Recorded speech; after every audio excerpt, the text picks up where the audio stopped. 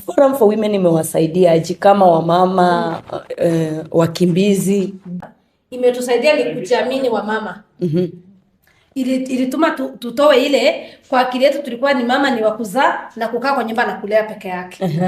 Lakini kama mkimbizi forum ilikuja kila mama akasikia anaweza toka nje. Aende asome, aende afanye biashara na azae na alee na bado na pesa naingiza. Sasa hii tulisoma kushuka, tukasoma English, kushona tulisoma, computer tumesoma. Tuko na watoto wetu wanajua computer saa hii. Hapo nje hata kama niko na mtoto analea, lakini napata custom. Nikipata customer nashuka. Hiyo ni pesa nimeingiza. Mafuta naweza nunua mafuta yangu ya kujipaka bila kupita kwa mzee. Naweza jibaia kiatu bila kupita kwa mzee. Kupitia Forum for Women nimesoma masomo mingi. Kuna hizo za mkono na kuna masomo ya biashara. Entrepreneurship kupitia Forum for Women. Tukachanuka. Venye tulianza hizi masomo kusoma, tukaanza kushuka, tukaanza kushona, tukaanza kompyuta. Sasa venye tulianza tumetengeneza chama. Tukaanza kusave pesa zetu. Na hiyo pesa ikatusaidia. Ukiangalia hapo mwanzo wa mama walikuwa wanang'ang'ana na watoto. Kabisa. Lakini saa hii tuko na daycare. Unajua saa hii venye tumesoma saa hii hizi vitu za kushuka na makucha. Tumeshika ni venye tuletea daycare. Hapa ukisoma hakuna mtoto anasumbua. Akili yote imeingia kwa class. Hello guys, mko aje? Sisi tuko poa. Kwa majina ni Angelique Kinoro. Mimi ni mama wa watoto 3 na mzee mmoja. Sitaki wa pili, ni mmoja. Anatosha. Ni wa kiume ama ni wa kike? Hata wa pili utamtoa wapi? Sasa hivi wasichana wako hivi. Utatoa wapi wa pili? Wasichana wengi kuliko wa kijana. Wangu ni mwanaume. Ni wa mwanaume.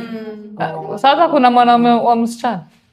Siku hizi kuna mambo mwanaume anaoa mwanaume mwingine. Marere.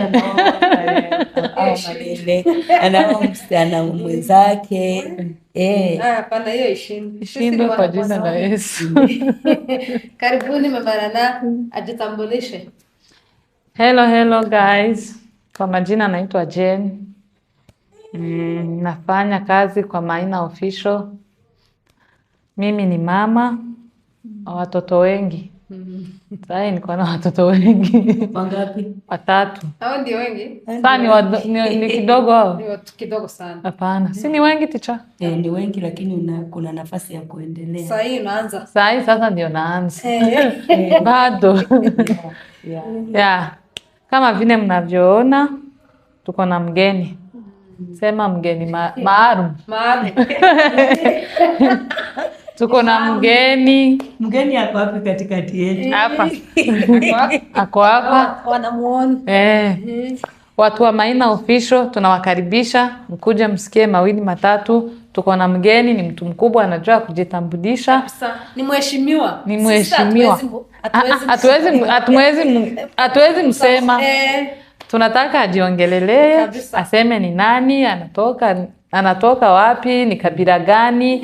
Kama mtu mkubwa tu, unafanya kazi gani? Sisi tumesikia Kiswahili leo. Kiswahili leo ni mingi. Hata tulikuwa tumeambia watu wetu kuna siku moja tutakuja kuongea Kiswahili hapa. Kiswahili imekuja. Hata kama tutaongea mbaya kidogo, mtatuelewa. Kabisa ni. Mngeona tumechanganya na Kikongo. Utajua hapa imeshindikana. Kabisa. Karibu ticha.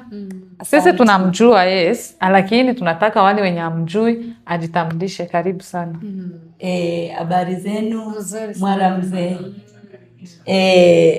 Kwa majina naitwa Regina na mimi ni mwalimu kwa shule ambayo inaitwa Forum for Women in Development, Democracy and Justice, ambapo marafiki zangu wamekuwa na imekuwa shule ya baraka. Hapo ndio ninafundisha.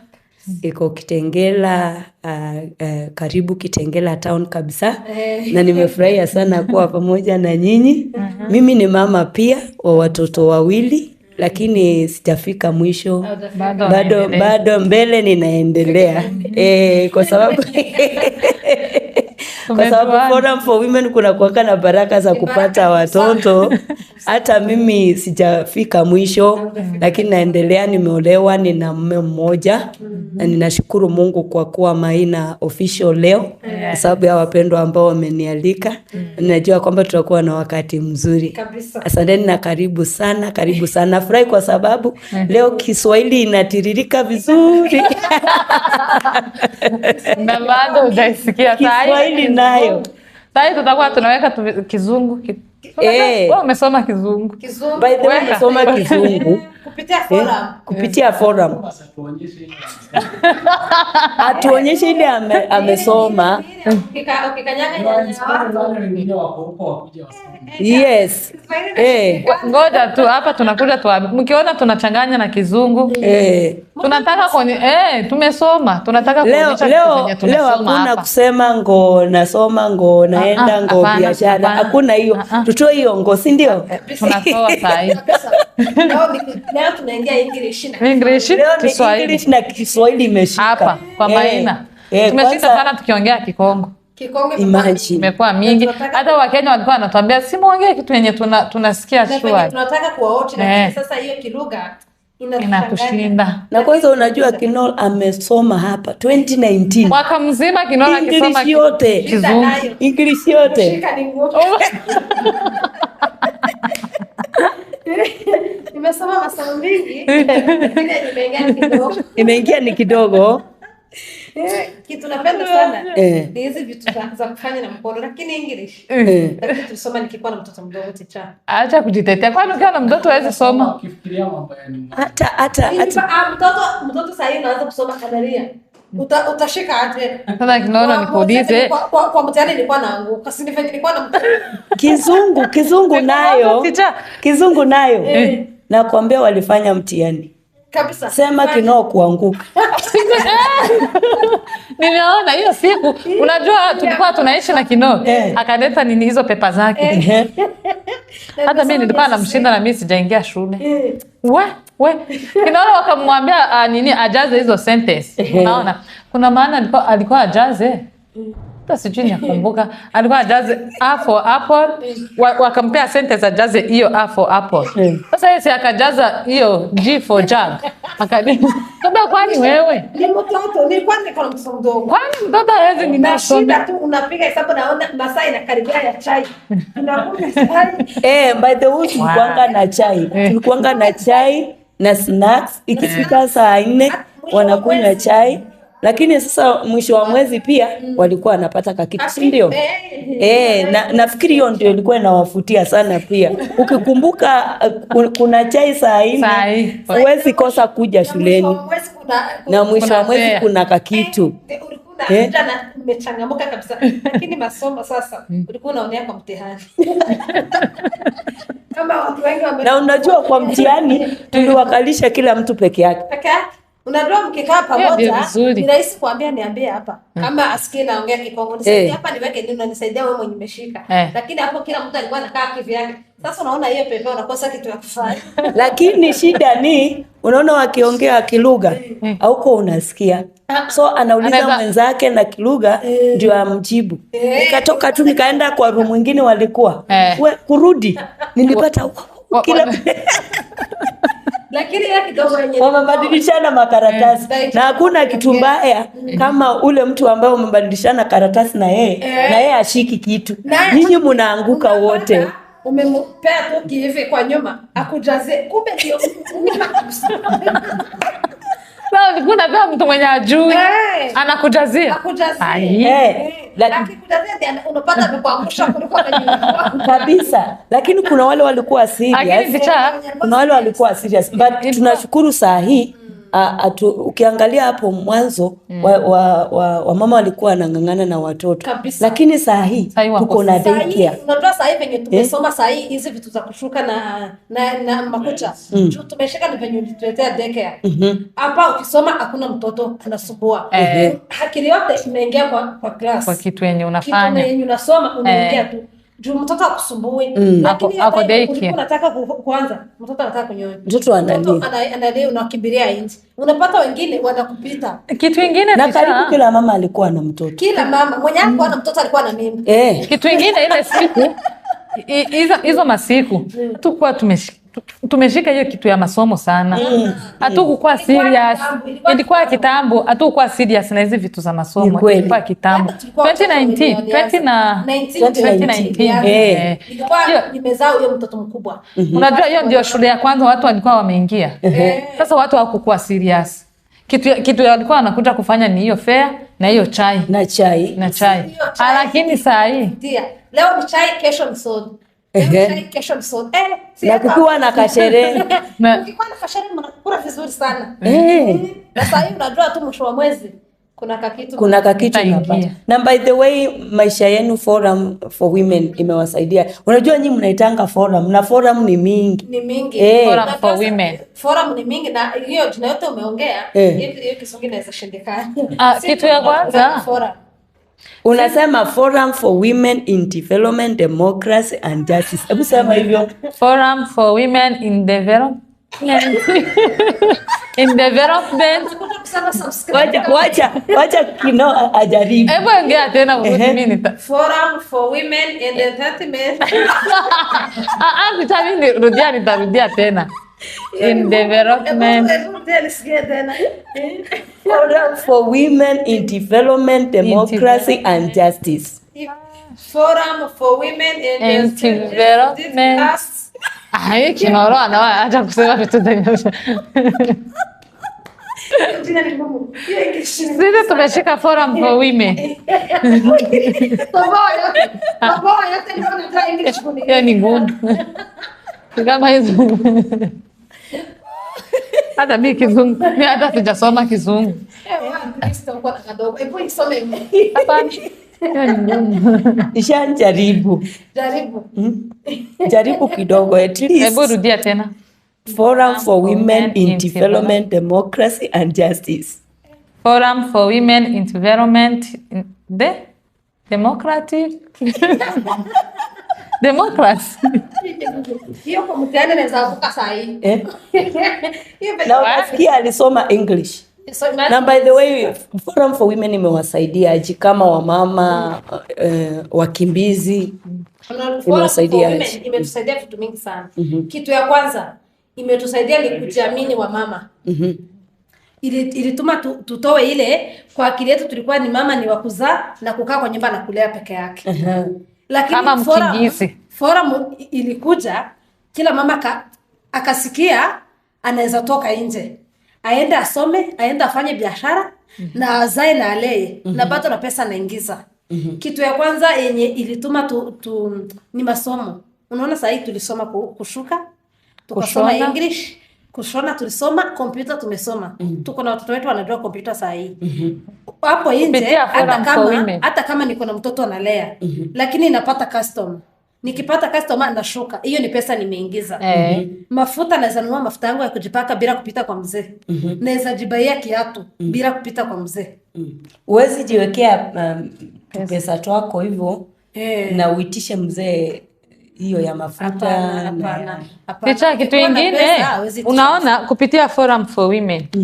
Kama venye tumepata masomo, unajua tumesoma masomo mingi. Kuna hizo za mkono na kuna masomo ya biashara. Entrepreneurship kupitia Forum for Women. Tukasoma tamka hiyo tena, mbona hiyo inatamka vizuri? Entrepreneurship.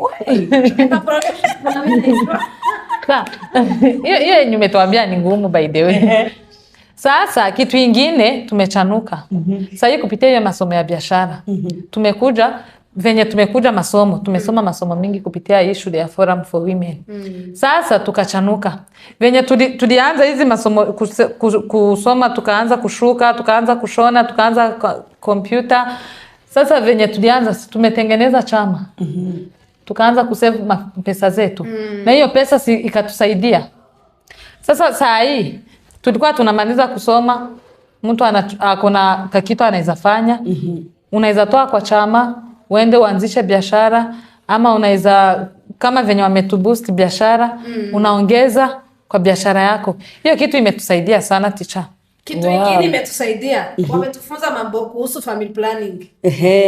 By the way, kwa mkutano, si mlikuja, mlisikia aje? Hiyo family planning mimi nasikia iko sawa kabisa. Juu ulikuwa unapata mama anazaa katoto, akajaeneza mwaka ako na mimba ingine. Saa hiyo hautatoka nje. Ule mtoto bado ni mdogo, ako kwa nyumba. Na saa hiyo uko na mimba. Hautaweka mtoto kwa mgongo na uko na mimba ati unaenda kusoma. Hii itakusumbua. Lakini ukijua kupanga uzazi, itakusaidia kupanga at least mtoto akuwe na miaka 2-3, akuwe ni ule mtoto anaweza ingia shule uendelee kazi yako. Na sasa kulingana, kwa sababu tulipokuwa tunaongea unasema kwamba kulingana na sisi mila yetu hairuhusu tutumie family planning. Ni mila, lakini saa hii tunakuwa kichwa ngumu saa zingine kidogo. Saa zingine tunakuwa kichwa ngumu kidogo. Ukisema tufuatishe mila, kila mwaka utazaa. Na utaumia. Ni wewe peke yako unajiumiza. Ni kweli. Na bado kuna miaka ya kuzaa. Si kusema tunakimbizana na miaka. Bado miaka iko. Ukijipangia uzazi yako, unazaa kwa miaka 3, hiyo utachoka sana. Lakini ukisema nazaa kila mwaka, watoto wanakaa tu, ni tutoto tote tunatoshana hivi. Au utatoka nje, hata hapo kwa nyumba utafanya kazi. Hata hapo kwa nyumba utaumia.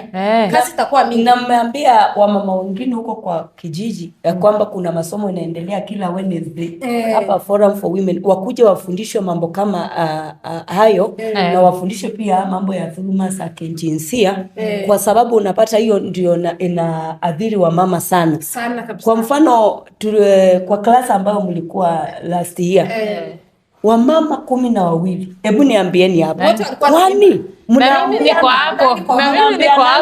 mnaambiananga na jana alikuwa mnaambiananga haya 1 2 3 go, sisi wote tupende bebe. Hebu niambieni mimi na atuambianangi. Nilikuwa napiga kama kelele. Ni venye wote walikuwa na mimba hapo. Ni nini ambayo atuambianangi, lakini ninde kitu yenye tulikuwa kama kimila. Unaona, lakini venye tumepata masomo at least tunataka kupanga uzazi. Ama ukiona mama mwingine amebeba mimba unasikia wivu, unasema hata mimi wacha niende nibebe. Hapana. Hata kulingana sisi mila na wazee wetu wakubwa au wazee wa babu, wakianza kuambia hizi vitu kuhusu family planning, unasikia ni kweli utachomeka. Ni kama anakuwekea tu stima ya kukuchoma hapo. Ukiingia family planning unakufa na hautaenda mbinguni. Juu family planning anakuambia venye family planning ni mbaya, unasikia kabisa hawezi ingia. Kabisa. Akikwambia venye ni mbaya, unasikia tu utachomeka na kwa shetani. Ukisikia utachomeka unasema tu acha nizae. Lakini watu wote wanafaa kuisikia hiyo kitu. Kuingia family planning sio dhambi. Na ni ile kupunguza mchoko. Kwa sababu pia mwalimu alituambia unajipatia nafasi. Ni kujipatia nafasi. Kujipatia nafasi ya kulea mtoto mwingine. Lakini ukisema katoto unakafuatisha mwaka haijaisha na sasa hivi umeshamtoa kwa nyonyo, unaenda kubeba mimba nyingine. Bado haka katoto kataumia bado. Unakaumiza. Huyu mwenye umezaa ataumia na huyu mwenye umeachisha ataumia. Wote unajua wote ni utawalea. Utaanza kushughulikia yule mdogo. Huyu mkubwa, huyu wa mwaka, hautampenda venye ulikuwa unampenda. Juu kuna mwingine sana mwenye unashughulikia sana. Sasa hautakaribiana na yeye sana. Juu kuna mwingine. Lakini ukijipea ka time, mtoto akifika miaka 3, ndio unamfuatisha. Mtoto anakuwa gani mkubwa. Anaelewa ukizaa, umezaa ni mtoto mkubwa. Anaenda shule akitoka anajua umezaa. Anajua kwamba umezaa na pia umejipatia space hata wewe upumzike kidogo, kwa sababu ukizaa unajua hatuko kama hapo zamani au wazee ndio wanasema kweli. Lakini ukiangalia hapo zamani haikuwa hivyo. Mambo imebadilika, pia maisha imebadilika. Huko kata tu kwa tunalipa manyumba. Na chakula tu kwa tunanunua. Ilikuwa ni kwa shamba, unaenda unachuna kwa shamba unakuja unapikia. Unakuja unakula. Na unapata mnaishi familia yenu yote mnaishi mnakaa pamoja. Ni kusema ukizaa ule mtoto nimezaa mkubwa na mchukua nampeleka kwa mama yangu ama kwa madainiro ndani. Lakini saa hii watu wote wakaribiani. Mama yangu ako mbali, madainiro wangu ako mbali. Sasa ndazaa watoto tunafuatana hivyo, nitatupeleka wapi? Nani anakusaidia? Nani atanisaidia? Si mimi najiumiza peke yangu. Ni wewe unajiumiza na pia utakuwa na mzigo mkubwa Kabisa. na unajua saa kama vile ni wakimbizi na mko katika nchi nyingine na pia watoto wengi na si wakati ambapo kumekuwa na resettlement na nini, hakuna kitu kama hiyo. So ni wewe ufanye kazi ufanye kazi pamoja na mzee at least mlishe hao watoto. Kwa hivyo ni vizuri kuambia hata wamama huko kwa kijiji ya kwamba hii masomo wakuje kwa masomo kila Wednesday. Na by the way hiyo class yenu ilinishangaza sana. Wamama 12 Na wote wako na labda kuna wengine hatukuwajua. Hata tulikuwa 12 shule, tulikuwa 25 kwa shule. Tulikuwa Tunapewa 25. klasi ya jioni. Hata kuna wakati nilishuku Kinoo. Kuna wakati alikuwa anasema ati na mimi niko na mimba, akaanza kusema atanipaka. Hata kumomba alikuwa anasema usimob. Sema ukweli alikuwa na kitambi kingine ambayo ilikuwa haieleweki. Shida hizi chakula zenu ziko na dawa. Zinatuma tukinona kitambi na by the way Kinoo alikuwa anapiga kelele. Ukiniona 2019 teacher kelele kwa class. Anakuanga hivyo teacher. Mimi naamini kushika nayo. Suliona nilikuwa napiga kelele lakini mimi ndio nilikuwa nashika kuandika. Ulikuwa unashinda nani? Wewe. Si ndio kufunza Hapana. No, amepiga kelele mpaka klasi ikaisha. Hata hiyo klasi imebaki kwa nini ya walimu. Ile siku hujakuwa kwa klasi wanafunzi wanaboeka. Wote wanamsaka. Kwani mbona hayuko shuleni? Lakini tulikuwa tunampenda by the way. Kila alikuwa anatuchangamsha. Alikuwa anatuchangamsha, tunasoma haraka na tunasoma tunashika imagine. Hata kama alikuwa anapiga kelele. Wote wenye tulikuwa na wote walikuwa na mimba. Wote ni kama nilikuwa naenda nikivuruta tu tukipanda pole. Unasema hawa mama atamaliza hii klasi. Akivi hata si ulikuwa unajua kama nitamaliza. Wewe unajua kabisa, lakini tunashukuru wote, karibu wote wamebarikiwa. Hakuna mtu alipoteza mtoto na tunashukuru Mungu. Forum for Women imekuwa ya baraka. Ni mzazi. Baraka. Forum ni mzazi kabisa. Na pia wale watu wa mama wako huko kwa kijiji mnawaambia aje juu ya Forum for Women? Sisi tunawaambia vizuri juu Forum hakuna kitu na kulipisha. Unajua unaweza kaa huku unasema hii shule iko hapa, sitaenda kusoma juu sina pesa ya kwenda kulipa shule. Shule ni bure. Ukikuja kusoma na mtoto wako, imagine watakulelea hata mtoto. Tuko Forum for Women iko na daycare. Hata ukuwe na watoto wawili, utakuja wakae kwa daycare, hata watatu. Watakaa kwa daycare, wewe uingie masomo. Au watoto wako na vitu mingi za kuchezea. Watoto wanakaa busy hata wakumbuki wako na mama zao. Hata wataki kwenda nyumbani. Watapenda hata na wako na hizo vitu za kuchezesha kwa daycare. Unasoma bila stress na masomo si mingi. Si masaa mingi. Masaa ni kidogo, haiwezi tu msifanye kazi nyingine ya nyumbani. Haiwezi tu msifanye kazi yako ya biashara. Unaweza kuja masaa 2 usome, uende biashara zako, utafuta ya kukula usiku. Unaweza toka hapa uende kama wewe una kazi, uende kwa nyumba ufanye kazi. Lakini kitu tunahimiza wamama ni kufanya kazi. Hiyo ni kitu ya muhimu sana. Wamama wafanye kazi. Wasikubali kukaa kwa nyumba, si ndio? Kwa sababu mama akifanya kazi anasaidiana na mzee, si ndio? Kama hivyo umesema ukipata kitu kidogo wewe uitishi mzee mafuta, lakini unajua kuna mama anaitisha mpaka mzee kiberiti.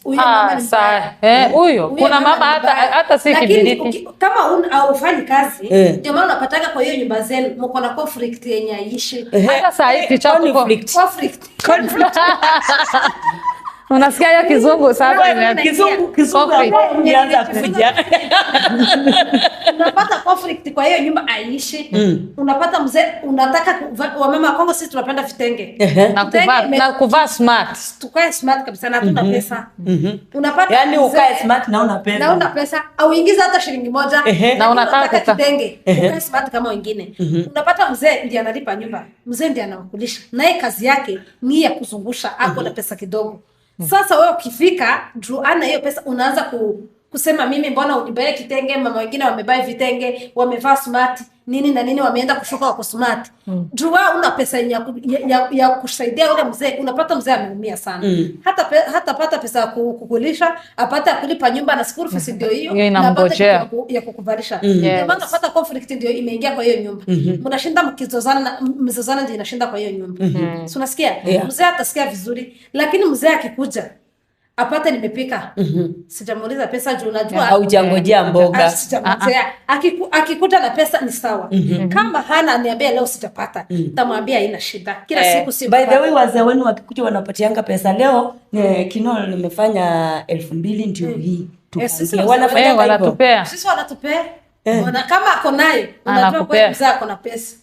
Kama hana unajua kabisa hana. Wanatupea. Kichoro kidogo.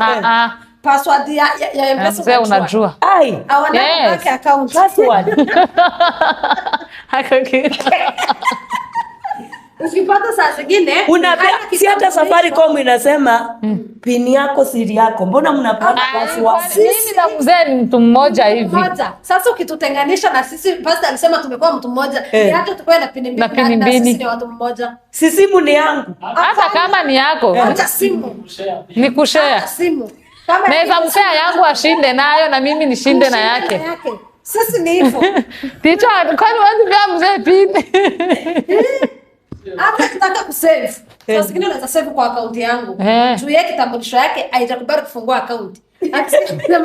Ama akwambie ama akwa anafanya kazi pesa anakutumia. Wewe ndio unaweka. Mama sasa si ndio wewe mama. Na unaweka yote unakuwa mwaminifu. Unakuwa mwaminifu kabisa. Unajua wewe mama ndio unajua mashida iko kwa nyumba. Au utatumia pesa vibaya na unajua mashida ziko kwa nyumba.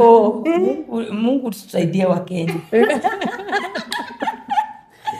Kwani ticha wewe huwezi mpea pin? Naweza mpea tukikubaliana. Ukikubaliana. Unajua mimi nimesikia kwa Safaricom pini yako siri yako na sasa nimeweka hiyo siri. Hapana. Sasa nikwambia kwa mfano. Saa hii asubuhi sinaamka nikaenda kutayarisha watoto wakienda shule. Sinaenda kimbizana na maziwa ya chai na mkate. Ndaenda kumwamsha amka unipe pesa. Ninachukua simu yake naenda kununua yake. Naenda nanunua hata maziwa na mkate. Kwa ile simu yake. Na wewe mrusha? Hapana. Hata kama ni pesa yenye nataka yangu natoa namwambia nimetoa fulani nataka kufanyia kitu hicho. Kama ni kitu nataka na unaona kuna pesa utamwambia kama ni chama. Nimelemea sitapata chama.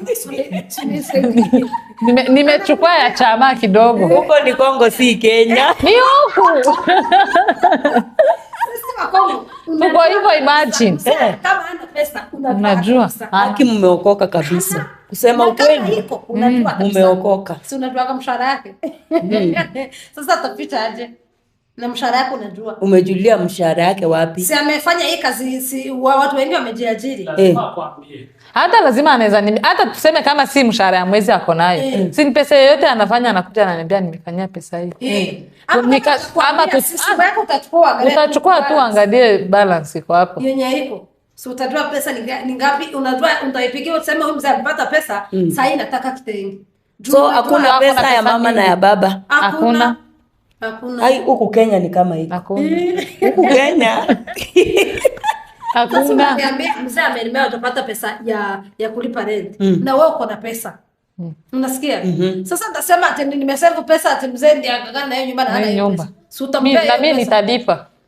Ni 50-50. Kama uko nayo naye anajua kabisa uko nayo, uko na pesa hiyo, si kujifisha. Anajua si pini yako, anajua uko na pesa ngapi. Na kama ni cash, kama ni cash atajua tu. Sisi watu wengi hawaweki cash, lakini ikiwa lazima umwambie. Hata ikiwa cash atajua tu uko na pesa. Naona tutafanya mkutano na wazee wenu na Wakenya. Waanza kutuficha. Mkifanya nao utaanza kutuficha. Hata wakati mmekuja hapa mkipata kwa mfano tuseme siku na wale watu nishani umesaidika kupitia Jasiri program ukapata grants ya kufanya biashara. Ulienda ukaambia mzee wako Jasiri wamenipatia 25,000 sasa nataka kuanza biashara. Yes. Mimi siku yenye nimepata hiyo pesa nimemwambia Jasiri imenitumia pesa kupitia Forum. Tukaenda account ya kanishindi. Nikaangalia hiyo pesa nikaiona. Sasa tukaanza kufanyia mambo yetu ya biashara. Nakwambia kinipigia amepata. Walikuwa na yeye wamekaa na yeye. What? Pamoja siwezi mficha. Pamoja haizi ficha. Hiyo ni unaweza ficha pesa. Nafikiri tunaweza kutana na nyinyi na Wakenya mtuambie siri ni nini. Kwa sababu sisi tunajua mimi sisi tunaamini Safaricom. pini yako Ndio siri yako.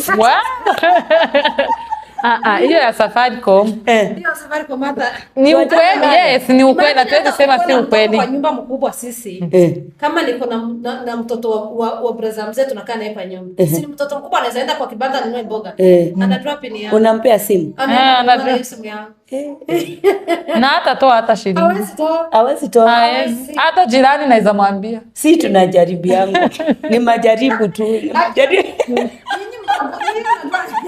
Yeye mnaokupana. Lakini kama nataka kuparana, atataka aenda niletee kitu kwa duka. Naambia simu yangu na nipe pin. Pin. Yes. Hata hivyo. Wewe Safaricom sikieni hii maneno. Mama bana hata niibia. Lakini tunaogopa Wakenya. Lakini saa hii hatuwezi. Huwezi ambia mtu mwingine. Na kama vile sasa nyinyi mko katika nchi ya Kenya na Wakenya wamewathaminia. Unaona majina, mnafungua M-Pesa na majina ya Wakenya.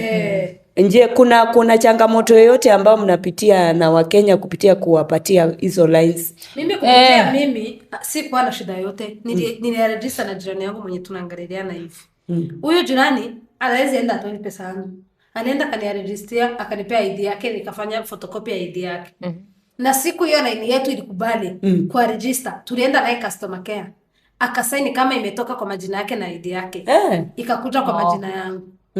Hapo ni, lakini kuna wengine wabaya walikuwa wanaenda wana withdraw hiyo pesa. Anaenda na danganya ametupa line. Unasikia? Pesa au pin. Juu ID ni yake, wanajua tu hiyo pesa ni yake. Unapata hiyo pesa withdraw amekula. Juu ametumia nini yake ID yake. Lakini watu wengi ni waaminifu. Changamoto nyingine tulikuwa tunapatana nayo juu ya ID ya Mkenya. Unajua alikuwa anaamka tu anafunga nini? Anafunga hiyo line. Wewe aja kujudisha ama kako kwenye umesave hiyo pesa inaenda hivyo. Na kwa sababu tunasema kuna haki, kila mtu ako na haki. Amwendi kuripoti kesi kama hiyo. Unajua kuna mtu mwenye alikuwa anakufungulia line, tuseme kama Mkenya tulikuwa tunaishi na yeye. Huyo Mkenya anahama, si ndio? Akihama hata sijui kwenye amehamia. Nitamtoa wapi? Sasa akifunga hiyo line sijui sina namba yake, sijui anaishi wapi. Hiyo inaenda hivyo. Hata akisema umeregister bila mimi kujua, bado utaonekana kabisa. Unatumia ID yake. Na pia kwa sababu wewe ni mkimbizi, wanakuambia hakuna mahali unaweza report. Lakini mnaongopa sana kwenda kuripoti vitu kama hizo. Lakini wakati unapo report inasaidia hata wengine ambao wanaoshwa na Wakenya. Unajua Wakenya wanapenda kuosha watu. Anakuosha ngiri 10 na ulikuwa umeipangia ukiamka asubuhi hivi. Kalaini kamefungwa hiyo kitu ni mbaya. Tupitia hiyo changamoto wakimbizi wengi. Ulikuwa unaamka hivi unapata line imefungwa. Mimi kuna mwenye nimefungulia wanne na kuna msichana nilikuwa namtolea anatumiwa 100,000 kutoka ng'ambo. Na akitumiwa 100,000 ananipea 1,000. Hiyo ilikuwa fair kweli? Hata wewe unasikia mzuri. Tunaenda na yeye kwa M-Pesa na withdraw 100,000. Haki ya Mungu. Wewe ni mzuri teacher. Unajua kwa mwingine anaweza kurepuka sema mimi sana pesa sijapata. Kwanza wewe lakini kwa sababu naongopa Mungu na pia pesa ya haramu si mzuri. Kwa sababu ukipata kitu ambayo na njia ambayo si nzuri haiwezi kukusaidia katika maisha. So nilikuwa mimi tunaenda na yeye anatoa na si mara moja. Saa zingine anatumiwa 80,000. Saa zingine anatumiwa 50. Mtata ni mdosi. Mimi ningekuwa mimi ningemuona lazima alikuwa na kafamilia ngambo. Alikuwa na kafamilia ngambo, si ndio? Hata nyinyi si mko na wao wako ngambo. Hatuna. Kuna wale hawana. Mbona hiyo amsemangi? Hiyo amsemangi kama niko na auntie ako ngambo. Na ni supporting. Unaweza kuwa na yeye kama kusupport. Sasa unaweza kuwa na yeye na kusupport. Utasema nini? Utasema supportiwa hawezi sema. Sasa hawawezi sema. Wewe ujitangaze kama unasapotiwa. Ukitangaza mtu mbaya enda kuingilia katika hata achome hiyo mambo. Akuchomea na Forum for Women ikikuwa na msaada, ukose hiyo msaada. Sio msaada. Si ujifiche, hiyo ni siri yako na nyumba yako. Na sio ndio tulikuwa tunasema ya pin.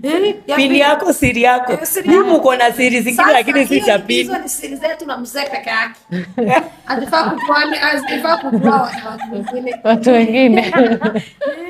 Sisi bado tunaomba msaada kupitia mashirika. Na sasa hii mambo ya kuna watu majuu, ni watu wachache peke yake. Na hii mambo ya dhuluma ya kijinsia kwa community yenu imekuwa aje? Kwa sababu ni kama inafanyika chini ya maji lakini nyinyi hamsemi. Hatusemi. Unajua hiyo ni mila ticha. Wacha ujitangaze. Niseme mzee amenipiga. Unasikia? Nikuje nikwambie, si hapo najitangaza. Nikikwambia utaenda ambie huyu mama nani rafiki yangu hivi. Lakini siwezi mwambia. Tu nikimwambia ukichapo wewe mwambie. Siwezi. Kwa nini nijitangaze? Na wewe usipiga nduru. Siwezi. Nyamaza. Sana ikikuwa zaidi ya hiyo uchapwe kila siku. Atapiga nduru. Ni ile kitu imekuwa tu machi inakuja kila time. Kenya atapiga nduru hiyo ploti mzima. Asaidike kwa sababu ya maisha yake. Lakini sisi kuchapa nayo kuna sababu imefanya kuchapa. So kama ni wewe mwenye makosa unatulia. Sasa unajua kumaliza kosa ni kuchapana. Kwa nini tusiongee imalize? Si kuna kitu inaitwa haki. Uko na haki yako ya kuongea. Kuna rights, kuna human rights. Kwa sababu kuchapa mtu ni kumdhulumu. Ni kumdhulumu. Wewe ni mtu mkubwa. Na wewe ni mtu sasa mbona unyamanze na umechapwa? Si kama kuna shida muongee mkubaliane na msofu. Mseme ya kwamba ndio hapa kulienda makosa lakini kwa nini mtu ainue mkono kama vile anakupenda? Sasa mtu akikuchapa na umempatia pini yako atatoa pesa. Ataenda kutoa pesa. Hawezi. Ninyi bado ni hivi. Hata kama amekuchapa kabisa ni mzee wako. Utampikia kabisa. Atakuchapa alafu ukiamka hapo unaenda unampikia. Na hawezi omba msamaha. Wanaweza kuomba lakini kuna watu wanajifanya wagumu. Anasikia kuomba msamaha ni kitu ngumu sana. Kuna watu anasikia ngumu kabisa. Kuomba msamaha, anasikia nikiomba msamaha bibi anaweza nizarau. Na unaweza mchapa wewe akikuchapa? Hapana. Kwa sababu si sahi wa mama wanachapa wengine. Kama uko na nguvu unafaa kumuomba. Lakini kama umuwezi kwani wewe uko na nguvu ya kuunda mzee? Kama uko na nguvu, naona ni mtu mwenye naweza kabisa tunaweza kuongea. Lakini kama ni mtu unaona uko na nguvu kukuliko, enda polepole. Hata kama uko kwa makosa, mwambie nisamehe. Ndio umalize hiyo nini. Lakini unajua njia nzuri wakati unapochapwa unafaa kwenda uripoti kwa polisi. Uripoti mzee wako. Venye tumesoma hiyo masomo ya kudurumu ama ndio saa hii tumeanza kuchanuka. Siwezi nikachapwa ni nyamanze. Dhulma ni mingi. Siwezi ama kubakwa ni nyamanze. Saa hii tunajua kwenye tunaweza kubakwa ndio unafaa kuripoti. Lakini kuchapwa mamarana unaendaga kwa polisi kama familia ya karibu imeshinda na hiyo kitu. Imekubali. Ni itakuwa kabisa. Kuanzia marafiki, uende familia ya karibu. Kwanza wazee wakae waongelee hiyo kitu. Kama imeshindikana ndio itaenda kwa polisi. Lakini uchapana na mzee ukimbilia kwa polisi. Watarudisha bando.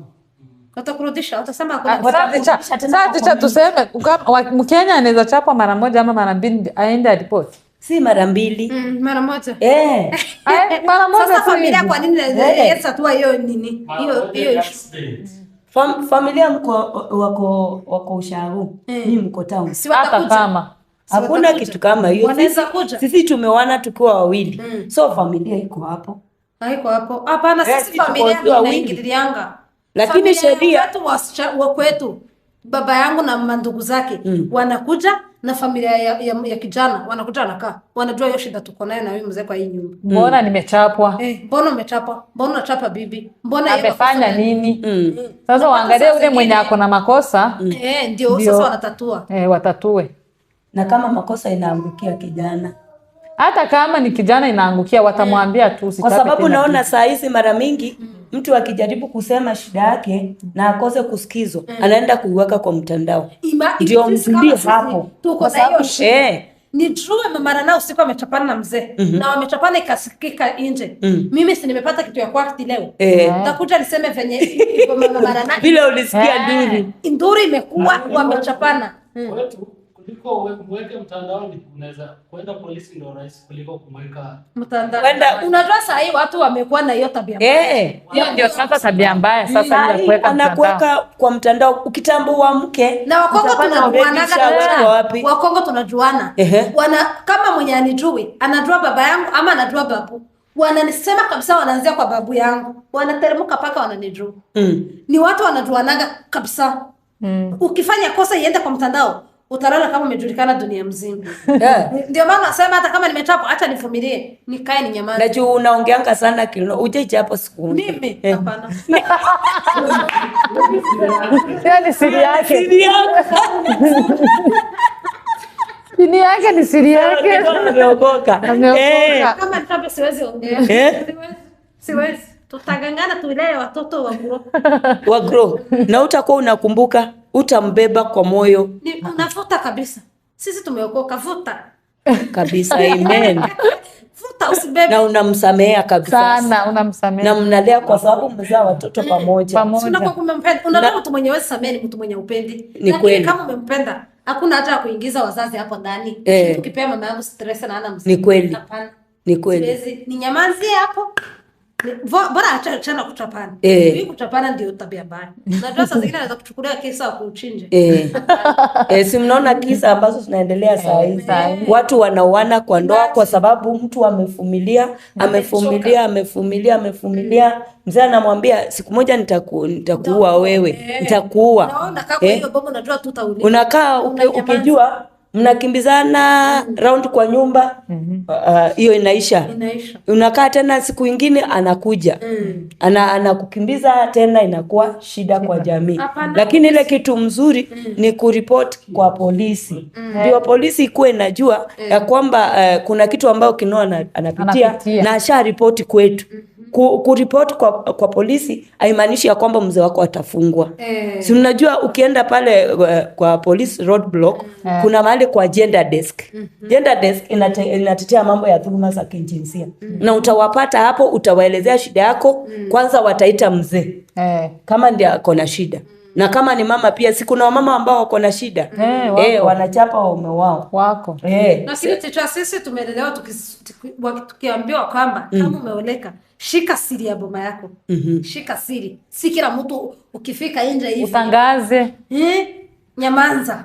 Siri ni wewe na mzee wako ndio mnajuana wawili. Mnyamanza na siri yenu. Lakini mkipeleka nje ndio mambo itakuwa mbaya sana.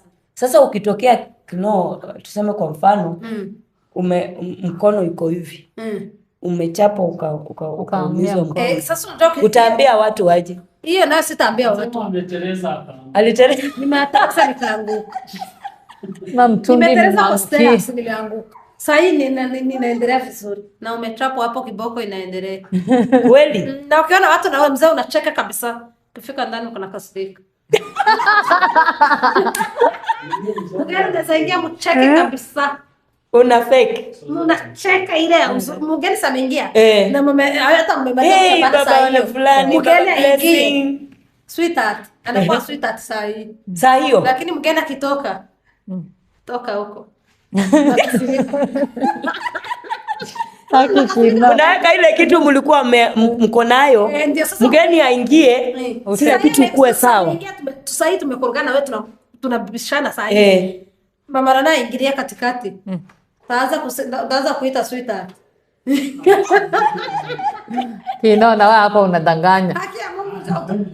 Naweza mwita sweetheart na mimi mchapa saa hii. Kongo sinalalaga sikichomeka. Asubuhi sinapoa. Hiyo ni msemo wa kwenu? Ni ya kikwetu. Zinalalanga kiwaka. Zinawaka moto asubuhi, inaisha ile moto. Nyumba inakuwa sawa.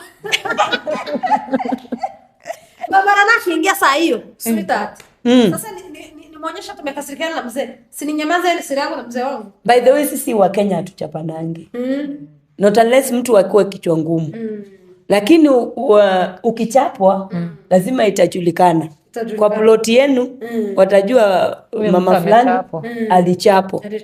Na vitu zingine ambazo zinasababisha kitu kama hiyo, labda mzee akuwe mlevi. Unajua anaenda anakunywa, akikuja anapitia kwa dirisha akifikiri ni mlango.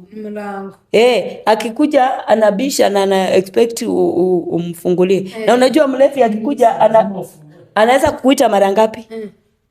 Anaweza kukuita mara 5 ama 10. Uko na mlevi lakini utaelewa ule mlevi. Na hiyo nayo ni shida ticha. Unajua kuna wamama wanatuma wachapwe na hii kwa mchape huyo mlevi. Huyo mlevi unajua akikuja anakuja amekasirika. Anaongea na wewe ukimrudishia maneno yanapanda. Lakini wewe ukijua mzee wako anakuja amekasirika na kuongea maneno mingi, chukua maji weke kwa mdomo nyamanzi. Very right. Hiyo. Kwa nini? Maji uweke kwa mdomo unyamanze. Na ukinyamaza akikuita hata kuchapa chakula, hata kama atakupea pesa ya kuleta boga, wewe chukua, hata kama uende uchukue deni pale kwa kibanda wanakujua. Kuja mupikie, umupea aoge, ni mzee. Umchemshie maji aoge. Alafu alale ile pombe iishi. Ikiisha, si amefika, lakini wewe utamwambia kama ataleta ile pesa ya boga. Umenyamaza, umemupikia, ameoga, amelala. Asubuhi kama ile pombe imeisha, mnakaa kwa nyumba na mwambia ati mzee wangu, mbona jana ulisahau kunitumia pesa ya mboga? Unasikia? Saa hiyo si akili imekuja nomo. Atakwambia mke wangu nisamee. Pole, nimesahau. Kwa pombe nikasahau. Lakini kuna kwenye umechukua deni ni ulipe. Unapata amani na dumu kwa nyumba. Umeenda kununua, hata umechukua deni. Asubuhi kama pombe imeisha, atachukua ile pesa. Yeye atachukua kupee. Uende ulipe ile deni. Lakini makelele haijakuwa kwa nyumba. Haijakuwa kwa nyumba. Lakini mzee amefanya kosa, anafika kwa nyumba amelewa, ni wewe unapanda kama gas. Ama kuna mama mwingine mzee si amekuja kama amelewa. Mzee anashindia kwa mlango, anagonga mwanamke, anabisha, anakataa kufungua. Sasa si akiingia ataingia akikuchapa. Na ni mume wako. Na kwa hivyo saa zingine ni sisi tunachangia hata kuchapa. Unapata wewe mama ndio umekuwa kichwa ngumu, unaelewa mzee wako. Ndio maana unapata umechapwa na ule mzee akwa kuchape. Lakini tu ya kupanda kwako ndiye amekuchapia. Na pia unastahili kumuombea. Kabisa. Ndio Mungu ambadilishe. Unaomba. Akifanya hivyo unaomba. Hata si ile ati amekunywa pombe, unachukua simu, unaanza kupigia familia. Mzee amelewa, hajaacha pesa mboga, nini na nini. Hiyo ni boma yako naibisha. Na huyo mzee wako wakimdharau, ni wewe utazali na wewe utaibika. Na wewe utaibika. Lakini ukipea mzee wako heshima kwa ile ulevi yake, kila mtu atampea heshima. Ni kweli. Juu hii siri ni yako na mzee wako. Akikuja amejichafua, mtengeneze vizuri. Chukua manguo uende weka kwa bafu ifue. Chukua mzigo wako. Hiyo ni mzigo wako. Tengeneza, si ndio? Kabisa. Mungu akikuletea jaribu, unajua venye utaenda kwa ile. Kila mtu akona msalaba yake. Ni kweli. Kuna mtu mwenye hana mzee mlevi, akona mzee mwenye halewi, ni Mkristo, ni mpasta. Lakini huyo mzee ukiangalia msalaba yenye huyo mama ako nayo ni zito kuliko ya mlevi. Ya ule mlevi. Ndio maana kila mtu akona msalaba yake. Kila mtu akona msalaba yake. Msalaba yake. Msalaba yako chukua venye utaenda kwa ile msalaba yako, ubebe vizuri, isikuchoshe. Enda nayo ubebe kabisa, isikuchoshe. Juu ukiletewa mwingine, hiyo msalaba itakuwa ngumu kuliko hiyo yako. Utaangaliwa, angalia ya huyu ndio mzito kuliko yako. Ndio maana kila mtu bebana na msalaba yako. Na ujue venye unaweza chukua msalaba yako. Kabisa. Venye unaweza bebana na msalaba yako. Ni kweli kabisa. Lakini ndio maana wamama wengi unapata wamechangia kuchapwa juu ya hii mdomo. Kwa hivyo wamama, fungeni weka mdomo maji. Kabisa, unyamaze. Na upe mzee heshima. Mpe heshima. Usipompea heshima, hata mtoto wa nje atamdharau. Si ni kweli? Atamdharau. Na pia usiongee juu ya mzee watoto wakiwa. Au fai, hata kama ni kosa amefanya. Kuna mahali unafaa kumwambilia, si karibu na watoto. Kweli kabisa. Ni kweli kabisa. Na sasa niulize sasa, tukimalizia, uhusiano wenu na Wakenya imekuwaje? Ni mzuri kabisa. Wakenya ni wazuri. Mimi kama mimi naishi na Wakenya. Hivi unapata hao Wakenya ndio ni kama mandugu. Watoto wangu unapata kama wamekimbilia kwa hizo nyumba za Wakenya. Wanakula gideri. Kenya wanapata wanakula, ndio wanakula na hapo. Juzi mmoja aliniambia ati mbona siwapikia gideri? Ati na kwa jirani wanakupika gideri. Namwambia uko naenda ukule huko, mimi sina time ya kupika gideri. Kwa nini una time ya kupikia watoto gideri wewe? Mimi sijui kula. Niende kununua maende, ninunue maharagwe, ninunue makaa, nipike kitu yenye haieleweke hapo. Haieleweke jina ni chakula. Unajua nyinyi ni mzuri kwenu, lakini sisi tunasikia kama chakula. Maindi utafune mpaka saa ngapi? Uchoke.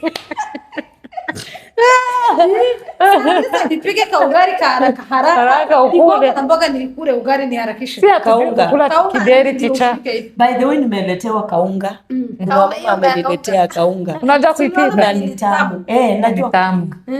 Ni tamu na ni white. Na ni white vizuri sana. Na nishanga na kanyama. Ukikuwa na kanyama. Lazima ukikula na hizi mboga zikiwa tupu. Hiyo kaunga inaendanga na mboga yoyote. Mboga manyasi. Huyu hapendi manyasi, anapenda nyama. Napenda kasupu. Aitangu manyasi ni green. Green. Tunataka manyasi. Manyasi yenu kuna hii matawi ya mihogo. Ya mihogo. Nyinyi mlikulangi. Sisi hatukuli. Kama Wakamba, mimi naishi na Wakamba wanasema kwao mbuzi kikula hiyo matawi ya mhogo hata inakufa. Inakufa, ni Ati kweli. mtu anaweza ikula akose kukufa. Naambia mbona naikula hata nikileta watoto wako na wakulisha hiyo. Hata wenye tunaishi na wao wa Kenya wanakula vizuri. Saa hii wanaanza Wanakula hiyo mboga. kuikula. By the way nitaitafuta. Nimesikia ikiongelelewa sana. Hiyo Na tunaipenda. kuna vile inakaushwa ina bondo. Kama sio hiyo. Inabondwa useko. Unaibonda, unaipika kwa makaa. Iive vizuri. Na ukiweka nyama hizi mifupa inakuwa tamu zaidi Sana. zaidi kabisa. Unachemsha pamoja na hizi mifupa zenu, unachemshaga ukikunywa supu. Yeah. Sisi unachemsha na hiyo mboga inakuwa tamu sana. Inakuwa nzuri. Nakula na kaunga. Nakula na Tamu. kaunga. Kaunga hata iko hapa karibu, tunaweza endea hata saa hizi. Iko karibu kabisa. Na nimeona sana mmejibidisha kufanya biashara. Kabisa. Nimeona wakili sana mnachoma mahindi, mnauza njugu, Kila kahawa. kazi yote sasa Watu wanazungusha matunda, mayai. Yaani kitu yenye tunaona kuna watu wengi walikuwa wanaajiriwa ticha. Ikifika mwisho wa mwezi ile tulipiwa, haki. anakataa kukulipa. Na umefanya mwezi Na mzima. tumepitia hiyo changamoto ticha. Hiyo changamoto ya kukosa kulipwa ya kufanya na pesa. kazi tunakosa kulipwa. Wengi unafanya kazi naisha wanakataa kukulipa. Uko na watoto wa kukulisha familia na ni yako ulikuwa unategemea, unapata amekuimia pesa. Wanaanza kufunga pesa, wanaanza kufungia nyumba na umefanya kazi. Ndio maana tukajifunza tukasema kujiajiri. tuachane na mambo ya Ndio maana kuajiriwa. unaona watu wengi wanajiajiri. Wanafanya biashara zao. wengi Hata kama wanafanya ni biashara kidogo zao. Lakini ni yako. Ni yako. Unajua inaingia. Ni yako. Na kazi yako kama sisi wamama ukijiajiri, unajua leo ni siku ya kufua, naweza kosa kuenda leo, nishinde nikifanya usafi kwa nyumba. Kesho niende kazi. Lakini kama umeajiriwa, hautasema ati nitashinda nikifanya usafi. Kwa sababu nimeona saa hii Kitengela saa 12 asubuhi unaweza hata kula mahindi choma. Na hiyo haikuwa zamani. Haikuwa. Saa hii kila kazi tunafanya. Saa hii matunda ndio pia mjisaidie kimaisha, msikae bure, kwa sababu hata licha ya kuwa mko katika nchi ya wenyewe mnaweza jisimamisha nyinyi wenyewe na msikue omba. Kabisa. Unajua pia kuna wale ambao wanasema mimi sitafanya kazi lakini nitaenda Forum for Women, nitaenda kwa mshinga ingine nijieleze huko, niende kwa mshinga ingine nijieleze. Lakini hiyo unajua hizi vitu zote zitakuja kuisha. Na zikiisha mtu atafanya nini? Hakuna. Sasa hapo utachukua zile zenye umejiseview uanze biashara zako. Na ndio maana tunawapatia ujuzi hapa Forum for Women. Ndio hata mtu akitoka huko nje ukikutana na mtu unaweza mfanyia jeli, unaweza mpaka kucha, unaweza mfanyia makeup kwa na harusi. Salon. Tunaweza pata custom. Wengine wanaweza kushona. Kabisa. Si mnatengeneza hata dreadlocks. Unazishuka na inalipa vizuri. Kama ukipata customer hii ni 3,000, sio ni chakula ya wiki mzima. At least ukishuka siku moja hizi unaweza kaa wiki mzima utafanya kazi. Ukilala wiki mzima utakula. Ukijua uko na unga kwa nyumba na gas. Ni mboga peke yake na maziwa ya watoto. Hiyo ni wiki mzima. Ukikula mboga 3,000. Maziwa na mboga. 3,000 kaa wiki mzima utafanya kitu kingine. Na mzee pia analeta kitu ya kukula, ndio? Wow. Na hapo unafanya kazi nyingine, unaweza shuka line. Hapo watoto unaweza shuka rasta. Kwanza kama vile shule zimefungwa. Sasa hii rasta sana watoto sasa wametafuta watu wa kufanyia customers. Tunatafuta, lakini wengi wameanza kutujua. Anakutafuta na mshoko. So hata na kuweka hizi vitu zenu kwa social media. Unaweka kwa TikTok, unaweka kwa status yako ya WhatsApp. Status yote inavutia watu. Hata kazi tunaona kazi wengi tunafanyia online. Na nafurahi hata vile naona mnatuma hizo links zenu kila mahali. Sasa unaona ukituma hizo link, Si ukipata sasa utaiwatch. Ndio sasa uiwatch. Hii ndio na hata hapa tukikuja hapa tumekuja kutafuta pesa. Alafu ukitumia mtu namwambia afanye nini? Subscribe. Kama mwenye hajafanya subscribe, anafanya subscribe. Niliona mwingine amesema ameshindwa kutamka hiyo subscribe kabisa. Hiyo inakuanga ngumu na hiyo ni kizungu ngumu. Mko YouTube? Mko YouTube? Sisi tuko YouTube na tunafanya biashara. Mimi nauzaga dress, nauza dera. Nguo ukitaka mimi na post, ukipenda nakuletea. Biashara yangu mimi napaka gel na shuka. Na mko YouTube. Na tuko YouTube hapa tunatengeneza pesa YouTube. Na pia pamoja na channel yenu pia mna advertise kazi zenu zenye mnafanya. Mna advertise ili kufutia customers wengi. Na tukimaliza mnaweza ambia Forum for Women aje. Tunaishukuru. Forum for Women nyinyi ni wazazi. Ni wazazi, mmekuwa wazazi kwetu, mmetusupport, mmetusaidia. Saa hii ni wamama wenye hawezi lala njaa. Unaweza enda utoke nje ukule juu ya Forum. Mmetufanyia vizuri na tunaomba muendeleze na wengine wenye watapata hii bahati sisi tumepata nao wapate. Ndio nao wapate kujiendelesha kimaisha. Tunawashukuru na kitu kingine tunaweza omba Forum ni watu booste biashara wenye hawajapostiwa. Watu booste biashara wale hawakufikiwa. Lakini wengi walipata. Wengi walipata. Lakini kwa wenye hawajapata kama mimi niko ndani sijapata. Tunaomba mtu support na sisi tupate kujiinua kwa hiyo biashara yetu tu boost biashara. Asante sana. Na wewe tumekushukuru. Tunataka kukuuliza swali moja ticha. Kama venye sisi tumesomea hapa tukapata hiyo ujuzi ya kushuka, kushona na vitu zingine. Tunataka kukuuliza, mnataka wanafunzi wengine kupitia Forum? Wengi sana. Tunataka kufikia wengi zaidi.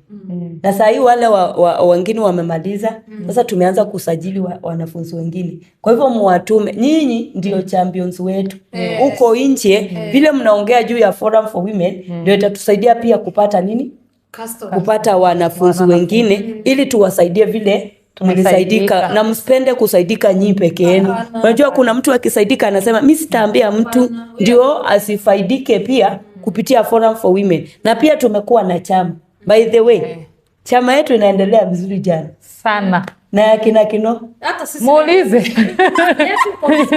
Hebu sema juu ya hii chama kwa sababu yetu. Saa hii tuko na sisi tunaweza pea mtu aanze biashara. Pesa yote anataka. Sema pesa yenye saa hii kikundi yetu inaweza saa hii ukitaka 20k unaweza pata. Ukitaka lakini loan. Loan. Yes. Ni loan. Kupitia savings ndio. Kupitia savings zetu. Unaweza pata 20k, 25 kuteremka. Saa hii ukisema kama pesa yenye iko nje ni karibu 50,000. Iko kwa loan. Na hiyo iko na faida. Na ni kila mwezi, kila Friday shilingi 100. Na saa hii unaona tumesonga Kino. Hebu tuambie juu ya kikundi yenu. Kikundi yetu by the way mwambie inaitwa aje? Inaitwa Hope. Inaitwa Hope. Kikundi yetu inaitwa Hope. Tuko na watu wanafanya vizuri. Na kitu kingine naweza ambia kikundi yetu watu waendelee kukopa. Ndio hiyo kikundi inuke. Yes. Yetu na yeye inaendelea vizuri. Hata sisi tumeanza kuinuka. Hata kama hatujawafikia 50k ni mingi, nyinyi mmefika ni mingi. Sisi tutafika 50. Lakini na sisi tuko nusu hapo chini kidogo. Tuko karibu kuwafikia. Yetu inaendelea vizuri. Hata tunataka kama shirika inaweza tusupport, ituwekee kitu ndio watu waendelee kupata hiyo loan. Inaweza tusaidia. Kabisa. Na hiyo ni mzuri kabisa. Hiyo nimesikia kabisa. Lakini tujibidishe kwa hizo vikundi kabisa, tusaidia sana. Nimeona zimekuwa za msaada. Sasa wakati uko na emergency unakimbia wapi? Kwa group. Unasema kwamba nahitaji pesa, na pia mmefanywa training na kufundishwa mambo ya vikundi. Mambo ya biashara pia. So hata mimi nawashukuru sana. Mmekuwa wa baraka kabisa Forum for Women. Na kwa sababu ya kazi ambayo mnafanya Maina Official, Mungu awabariki na wapanulie mpaka. Pesa ikikuja mkuje Forum for Women tukunywe kasoda, anatushukuru. Nashukuru. Si ndio? Takuja. Mseme Hapa. kwamba kuna mahali ambapo tumetoka, si ndio? Haki. Na saa hii ukinunua gari Kinoo, naona pia wakimbizi ambao wanaendesha gari huku Kenya, Venye nagonga mguu na wengine wako kwa magari, nitanunua. si ndio? Kabisa, hiyo ni mzuri.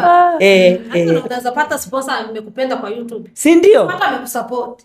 Mwenye atanipenda ni bae gari. Si ndio? Lakini unajua kuna sponsor ina mbili. Inabidi aje. Kuna sponsor ina mbili. Kuna sponsor ule wa kukusponsor kukunini? Kukuinua. Kukuinua na kuna sponsor mwingine. Hapana, huyo mwingine hatutaki. Tunataka wa kutuinua. Kwani umemjua? Tumesikia, tumemsikia. Huyo hatutaki. Tunataka wa kutuinua. Huyo aende. Na nyinyi mnasema mjui English Tunajua. Tumeshukuru sana. Mungu awabariki kabisa kwa wakati mzuri na muwe na wakati mwema kabisa. Asanteni sana na karibuni Forum for Women hapa Kitengela. Tuko hapa Kitengela na tunafanya kazi pamoja na wakimbizi kuwasaidia kupata skills. So karibuni sana Forum for Women. Tuko na skills mingi ambazo tunapeana pale kwa wanawake ili wasaidike waweze kujimundu kimaisha. Asanteni sana. Asante, tumeshukuru.